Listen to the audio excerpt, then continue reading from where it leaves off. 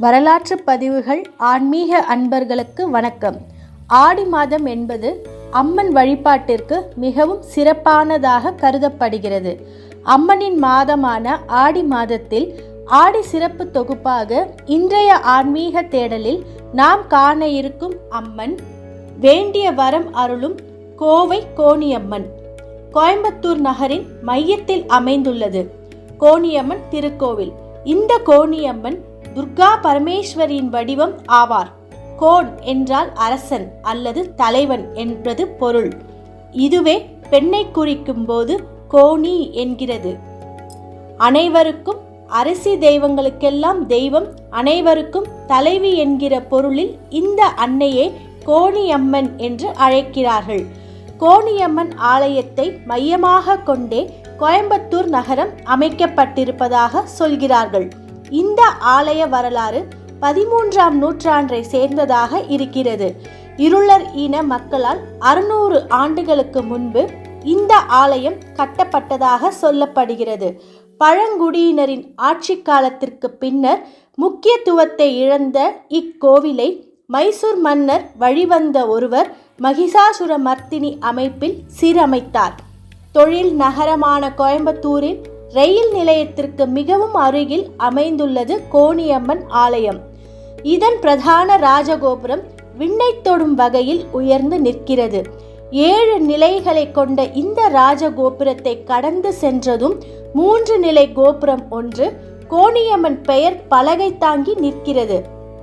இவ்வாலயத்தில் தல விருட்சகமாக மகிழ மரம், அரச மரம், நாகலிங்கப்பூ மரம் ஆகிய 3 மரங்கள் உள்ளன. இவற்றில் அரச மரத்தில் குழந்தை பாக்கியம் வேண்டி பெண்கள் பலரும் தொட்டில் கட்டி வழிபடுகிறார்கள். வேண்டிய வரங்கள் பலவற்றை தரும் இந்த ஆலயம் குழந்தை வரம் அருளும் தலங்களில் முக்கியமானதாக இருக்கிறது.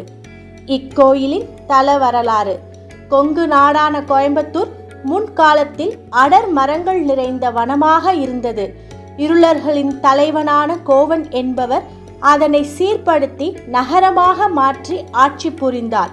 ஒரு சமயம் அவரது ஆட்சியில் பஞ்சம் ஏற்பட்டது. மக்கள் அனைவரும் வாழ வழியின்றி தவித்தனர். அவர்களின் நிலையை கண்டு கலங்கிய கோவன் தனது மக்கள் வாழ்வில் அனைத்து நன்மைகளும் பெற்று பஞ்சம் பிணி இல்லாமல் வாழ்ந்திட வேண்டும் என்பதற்காக வனப்பகுதியில் சிறிய நிலத்தை சீரமைத்து அங்கு கல் ஒன்றை வைத்து அம்மனாக எண்ணி வழிபட்டு வந்தார்.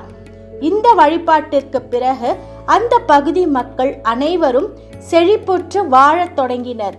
அதன் பின் இருளர்கள் அந்த அம்மனையே தங்களின் குல தெய்வமாக எண்ணி கோவில் கட்டி வழிபடத் தொடங்கினர். இந்த கோவில் கோயம்புத்தூருக்கு வடக்கு திசையில் அமைந்தது. அம்பிகை காவல் தெய்வமாக நகரை காத்து வந்தாள். கோவன் ஆட்சிக்கு பின் பல்லாண்டுகள் கழித்து இப்பகுதியை ஆட்சி செய்தவர் இளங்கோசர் என்ற மன்னர். அப்பொழுது சேர மன்னன் ஒருவன் படையெடுத்து வந்தான். அவனிடம் இருந்து நாட்டை காக்க நகரின் மையத்தில் ஒரு கோட்டையும் மண் மேட்டையும் கட்டி தங்களின் காப்பு தெய்வமான அம்மனை அங்கு வைத்து வழிபட்டார் இளங்கோசர். அந்த அம்மனே கோணியம்மன் ஆவர். முதலாக சிறிய கோவில் கட்டப்பட்டு அங்கே தெய்வத்தை பிரதிஷ்டை செய்து வழிபட்டனர். சில காலம் கடந்த பின்பு கோவிலை புனரமைத்து பெரிதாக கட்டி அதிலே புதிய மூலவரின் சிலையை பிரதிஷ்டை செய்தனர். இருந்தாலும் முதலாக பிரதிஷ்டை செய்யப்பட்ட ஆதி விக்கிரத்திற்கும் தனி சன்னதி அமைந்துள்ளது.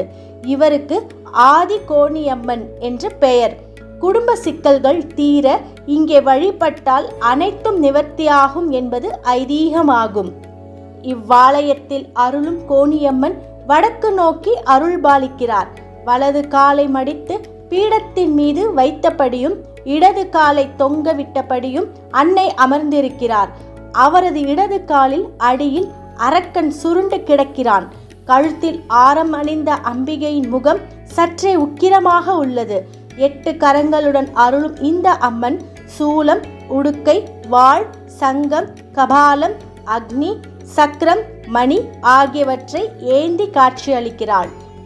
சிவனை போல இடது காதில் தோடும் வலது காதில் குண்டலமும் அணிந்திருப்பது அபூர்வமான அமைப்பு. சிவமும் சக்தியும் வேறில்லை என்பதை இந்த வடிவம் உணர்த்துகிறது. கோணியம்மன் வீர சக்தியானவள் என்பதை விளக்கும் வகையில் அன்னையின் தோற்றம் இருக்கிறது. சிவசக்தி வடிவமாகவும் அர்த்தநாரீஸ்வராகவும் இத்தல அம்மன் கோவில் கொண்டிருப்பது விசேஷமான ஒன்றாகும். திருமணம் நடத்தி வைத்தல், தடைகளை நீக்குதல், பிள்ளைப்பேறு நல்குதல், பணியிடம் வாய்க்க செய்தல், செல்வமும் செழிப்பும் தருதல், வளமும் நலமும் வாரி வழங்கல் என்று அனைத்து வகையான பிரார்த்தனைகளையும் நிறைவேற்றி தருபவளாகவே அன்னை அருள்பாலிக்கிறாள். அம்பிகை சன்னதி எதிரே சிம்ம வாகனம் உள்ளது. முன் மண்டபத்தில் சரஸ்வதி, லட்சுமி, துர்க்கை ஆகியோர் உள்ளனர். இங்கு ஆடி மாதம் முழுவதும் ஊஞ்சல் உற்சவம் நடக்கும். அமாவாசை, பௌர்ணமி நாட்களில் விசேஷ பூஜை உண்டு. அம்மனுக்கு வலப்புறத்தில் தம்பதி சமேதராக நவக்கிரகங்கள், பின்பகுதியில் ஆதி கோணியம்மன், பஞ்சமுக விநாயகர், வள்ளி தெய்வானை உடனானிய சுப்பிரமணிய ஆகியோர் அருள்பாலிக்கின்றனர். இங்கு வேண்டிக் கொள்ள திருமணத்தடை நீங்கும், குழந்தை பேறு கிட்டும், நோய்கள் நீங்கும், தொழில் விருத்தி அடையும் என்பது நம்பிக்கை. இப்பகுதி மக்கள் கோணியம்மனை வேண்டி தங்கள் வீட்டு பிள்ளைக்கு வரன் கிடைக்க பெற்றவர்கள் கோவிலேயே நிச்சயதார்த்தம் நிகழ்ச்சியை நடத்துகின்றனர். மணமக்கள் வீட்டார் இருவரும் ஒரு கூடையில் உப்பை நிறைத்து அதன் மேலே மஞ்சள், தேங்காய், வெற்றிலை பாக்கு, பூ வைக்கின்றனர்.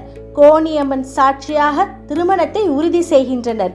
தங்கள் வீட்டு பெண்ணான கோணியம்மா தம்முடைய குழந்தைகளின் திருமணத்தை கோலாகலமாக நடத்தி வைப்பாள் என்று பரவசப்படுகிறார்கள். நோய் நீங்கவும் மாங்கல்ய பாக்கியத்திற்கும் வேண்டிக் கொள்கின்றனர்.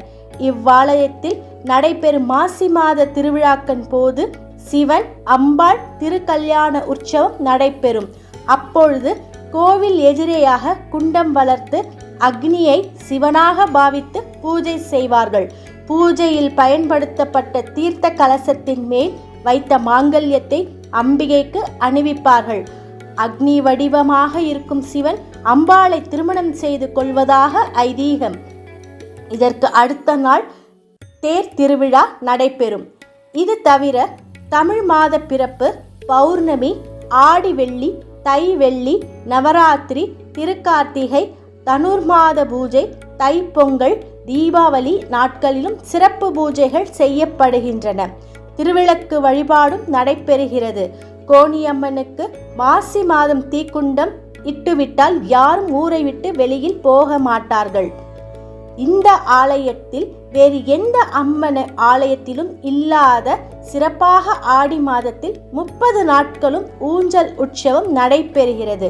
இந்த பகுதியைச் சேர்ந்த மக்கள் தாங்கள் செய்யும் சுப காரியங்களுக்கு முன்பு கோவையின் அரசனாகவும் காவல் தெய்வமாகவும் திகழும் கோணி அம்மனின் உத்தரவு கேட்ட பின்பே அந்த சுப காரியத்தை தொடங்கும் வழக்கத்தை கடைபிடித்து வருகின்றனர். நோய் நீங்கவும் மாங்கல்ய பாக்கியம் நிலைக்கவும் இந்த அம்மனுக்கு மாவிளக்கு ஏற்றியும் பொங்கல் வைத்தும் வழிபாடு செய்கிறார்கள். காவல் தெய்வம் கோணி அம்மனை வணங்குவோம், மாங்கல்ய பலம் பெறுவோம், மகிழ்ச்சியுடன் வாழ்வோம். அகிலாண்ட கோடி பிரம்மாண்ட நாயகியே அம்மாவுன் நாமங்களில் அடியார்கள் துதித்து போற்றிட சகல நல சௌபாக்கியமும் தந்தருள்வாய் தாயே. சண்முகன் கணபதியின் அன்னையே வாழி.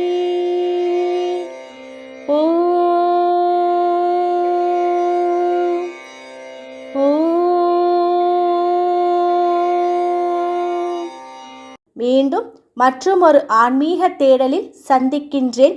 வணக்கத்துடன் ராகினி எழிலரசன்.